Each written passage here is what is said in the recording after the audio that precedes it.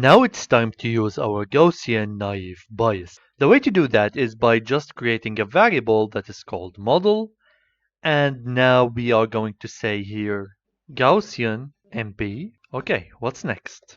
We need to fit this model. So we're going to say model.fit xtrain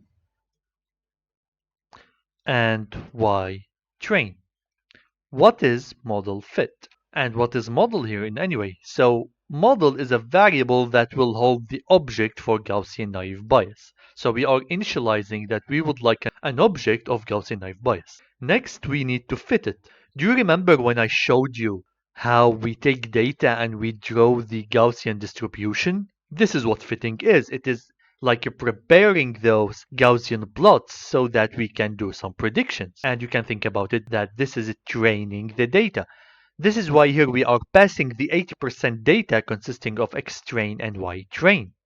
Okay? And that's it. Now we have trained it. Let's start and make some predictions.